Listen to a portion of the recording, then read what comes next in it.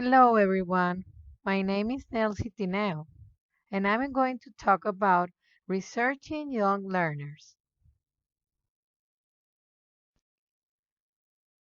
For this oral presentation, we have an agenda based on researching young learners, theoretical framework based on the book chapter, main points discussed, young learners and the age factor, young learners and second language learning, extension of adult studies in applied linguistics, young learners and their status in applied linguistics research. From theory to practice comparison contrast of three research articles in terms of structure, research method, pros and cons, major findings, final reflections, considerations, or remarks. Definitions of young learners and children are notoriously difficult to pin down, and the use of these concepts has been inconsistent both within and outside applied linguistics.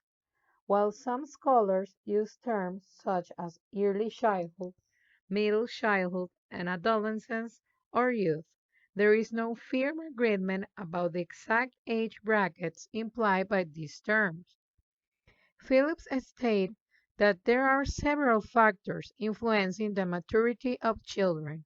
These factors include their culture, sex, environment, and parents. Also, their development should be taken into consideration. However, the generic term young learners, along with many other derivatives, is often used in the ELT profession to refer to these learners. Theoretical framework. One key of research for the last 30 years has been the effect of age, and despite the huge amount of research devoted to the age factors, outcomes are still inconclusive.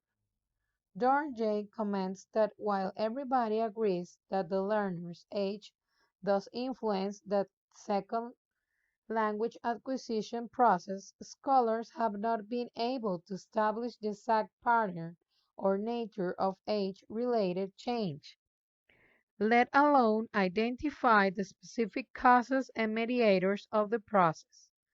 On the face of it, it seems that younger children have clear advantages over adult learners because in ESL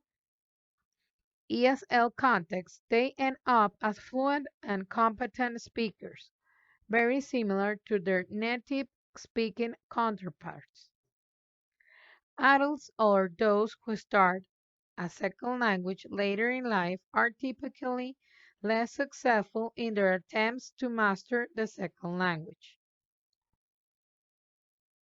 The critical period hypothesis explained the age-related effects on language learning that was proposed some time ago by Lenenberg, based on biological principles, refers to a declining learning ability once a specific window of opportunity has closed.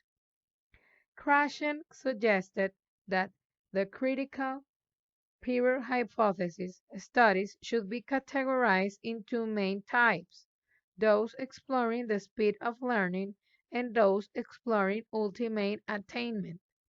The younger the better hypothesis, however, applies only in naturalistic environments where children are immersed in the language environment and have plenty of opportunities to interact with a variety of native speakers. In English as a foreign language context, however, such advantages simply do not apply. Young learners and second language learning. Extension of adult studies in applied linguistics. Studies often compare children to adults and whatever aspects of second language learning is focused on. The findings are always interpreted against the backdrop of the more established adult literature in second language acquisition and applied linguistics. Processes of second language acquisition in childhood are in some ways similar but not the same as adult processes for two main reasons, which are cognitive and social, according to Paradis. According to Philip, children's second language acquisition is different from adults in that they learn from both adults and peers, and these different relationships actively shape the learning experiences. Language play has been studied particularly extensively, and research shows that it supports affiliation. It is fun and engaging. Children can assume new roles, and this gives them low anxiety, opportunities for practice, and confidence growth. Language play might involve not only the manipulation of form as well as meaning, a great deal of imitation and repetition, but also deeper processing. Studies with child participants often compare different groups of children to extend the findings of the adult literature in an area such as task-based learning.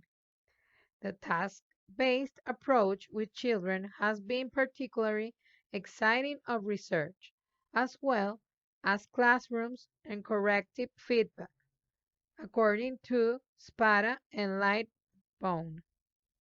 A large majority of these studies are experimental and fall into a quantitative tradition, but qualitative studies have also contributed to our understanding of second language child learning thanks to classics such as Wong Fillmore. Longitudinal qualitative approaches help us understand language acquisition over time. Edellenbones and Kubanek summarize features of good practice in FL context, based on some empirical research in Europe and beyond. They suggest that in EFL context, children need frequent exposure to English in the primary years. They benefit from holistic learning and contextualized themes, and the teaching needs to be multisensory. Young learners and their status in applied linguistics research. According to Kellett, children are portrayed as either objects or subjects in the majority of research where they are participants. When they are portrayed as objects, typically children are passive and unaware, and their own constants are rarely sought. As objects of the research, they have no control whatsoever the research process, and often do not understand what is going on and why. Research like this is typically of large scale, involving large numbers of learners, and indeed individual differences and unique characteristics of children do not matter. When children are portrayed as subjects, their characteristics are more in the focus, and the qualitative and longitudinal research designs tend to allow for a closer tracking of unique features of child learners. As subjects, children are also more likely to be aware of the research project. Their comments might be sought, and the adult researchers might make conscious efforts to get to know them. In some applied linguistics research, children are not treated differently from adults. However, researchers often retrospectively flag up methodological difficulties such as the particular tools used did not actually suit the children's needs. Structure. When comparing the three articles reviewed in terms of their structure, mention that Ascaride and Kompinska present as objectives EFL young learners and their patterns of interaction and the quality of language-related episodes they produce. Munoz examined young learners' trajectories in English language learning to shed light on the internal and external factors, and while Brisbane and Ekimans shed light on the extent of learning gains under informal language learning conditions. The analysis of Ascaray and Kopinska, Muñoz and DeWild, Brisbane, and Ekimans is quantitative. However, Muñoz, being a longitudinal study, also uses qualitative analysis. In this order of ideas, the design is shared by the studies of Ascarite and Kopinska, and while Brisbard and Ekimans as they are exploratory and the study of Muñoz is mixed. In this context, all the authors use tables and graphs for data analysis as well as supporting their research in young students aged from 10 to 12 years.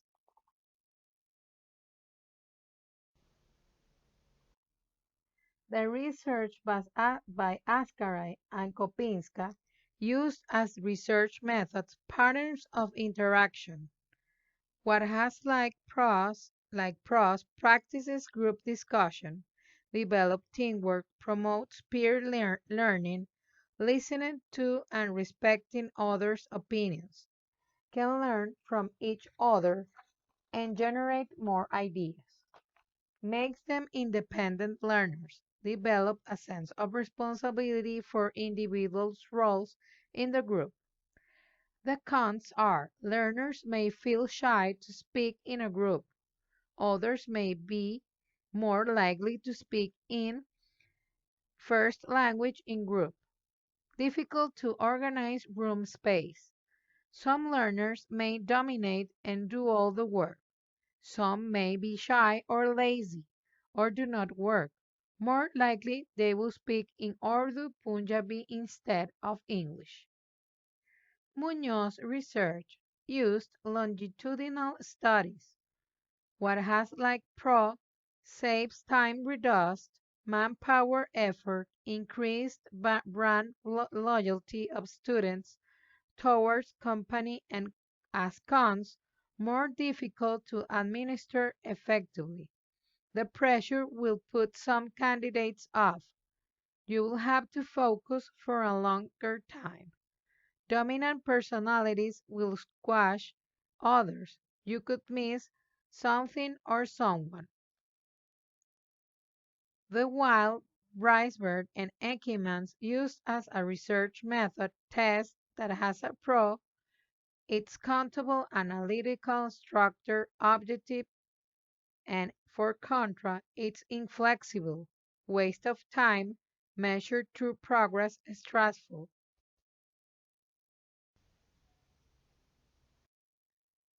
Major findings. Ascaray and Kopinska notes that the findings support the benefits of collaborative writing and the dictogloss task as a motivating task for EFL young learners, as these learners focused their attention on several language issues and did so showing a high involvement in this task, which was also reflected in the responses in the task motivation thermometers.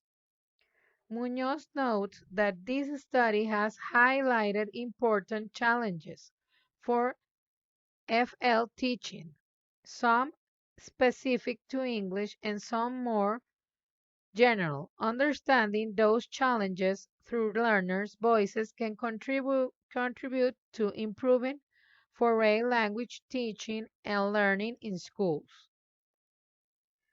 The Wild Brisbane and Ekimans present study shows that in a society where English is perceived as the lingua franca and where there are a lot of opportunities to engage in activities in which learners are exposed to the English language, informal language learning takes place and can lead to large languages gains.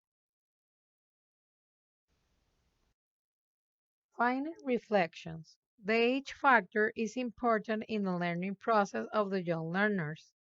Adults, however, may have the advantage in some respects because there is evidence for differences in the ways younger and older learners approach language learning. Children seem to learn new languages relatively easily, while older learners, particularly adults, are often not so successful. However, there are many factors aside from age-related ability that account for the apparent case which young children often appear to pick up a new language relatively easily. Adult and young learners differ in many ways, and especially they differ when it comes to motivation. One of the most important aspects of teaching to young learners is creating an enjoyable and creative learning atmosphere. Working with children as researcher is an area that is currently almost totally absent from applied linguistics, even though, in addition to the studies that conceptualize children as objects or subjects, we do need studies that extend children's roles and elevate their status.